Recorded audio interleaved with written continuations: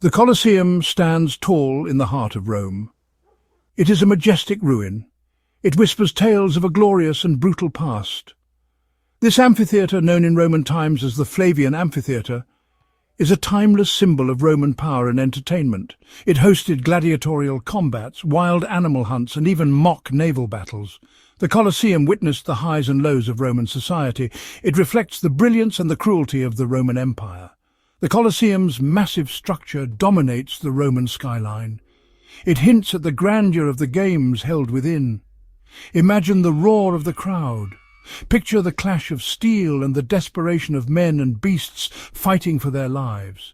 The Colosseum is a haunting reminder of a time when life and death were entertainment.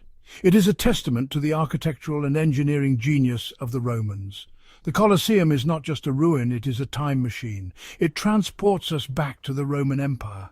We can almost hear the roar of the crowd. We can almost smell the blood and sweat of the gladiators. The Colosseum's story begins with Emperor Vespasian. He took power in 69 AD after a civil war. He wanted a lasting symbol of his family's power and to win the people's support.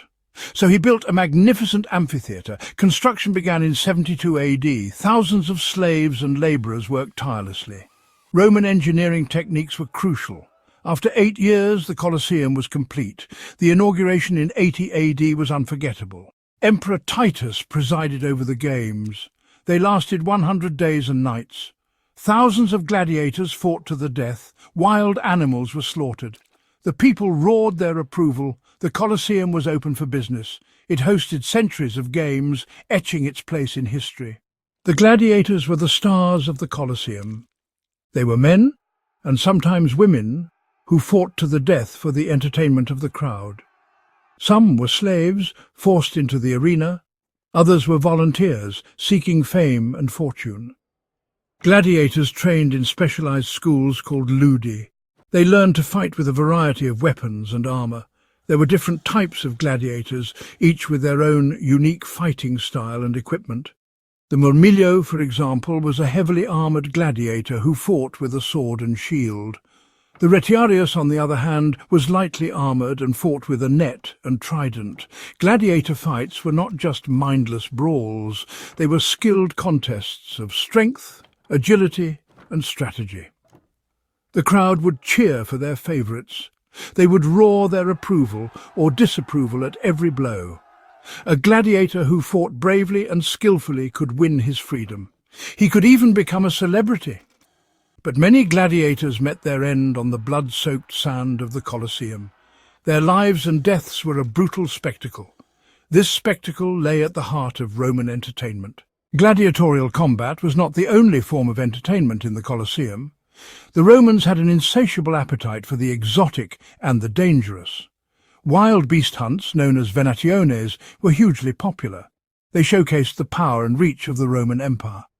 Exotic animals were shipped from across the empire. Lions, tigers, elephants, rhinoceroses, and even ostriches were brought to Rome. They were destined for the arena. The hunts were brutal affairs. Animals were often starved or wounded before being released into the arena. This made them more aggressive and unpredictable. They were pitted against heavily armed hunters called venatores. They were also set against each other in a chaotic display of tooth and claw. The crowd watched with a mixture of fear and excitement. They marvelled at the exotic creatures. They gasped at the violence. For the Romans, these hunts were a display of Roman dominance over the natural world. They were a reminder of the power of the Roman Empire to conquer and subdue even the most fearsome creatures. Beyond gladiatorial combat, naval spectacles and public executions, the Colosseum was not just a stage for gladiators and wild animals. It was also used for other forms of spectacles. One of the most impressive was the Naumachia, a mock naval battle. To stage these spectacles, the Romans would flood the entire Colosseum arena. They did this with a complex system of pipes and channels. They created a miniature lake. On this artificial lake, specially trained slaves, dressed as Roman soldiers, would engage in realistic naval battles. They used real warships. The battles were complete with ramming, boarding and hand-to-hand combat. The Naumachii were a testament to Roman engineering and their love of spectacle.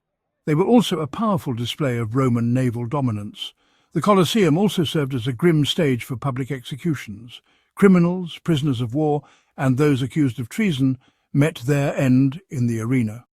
Executions were often carried out in creative and brutal ways, designed to entertain and horrify the crowd. The Colosseum, in these instances, became a symbol of Roman justice, albeit a brutal and unforgiving one. The Colosseum's days of glory did not last forever. As the Roman Empire declined, so too did the games. The costs of staging spectacles became too great. Public tastes changed. The rise of Christianity also contributed to the decline of gladiatorial combat. The last gladiatorial games were held in the early 6th century AD. After that, the arena fell into disuse and decay. For centuries, the Colosseum was used as a quarry. Its stone was plundered to build palaces and churches. Earthquakes and neglect took their toll. The once grand arena was reduced to a crumbling ruin. Yet, even in ruin, the Colosseum continued to fascinate and inspire. It became a pilgrimage site for artists, writers, and travellers. They were drawn to its history and grandeur. In the 18th century, efforts began to preserve what remained of the Colosseum. It was recognized as a symbol of Roman history and culture.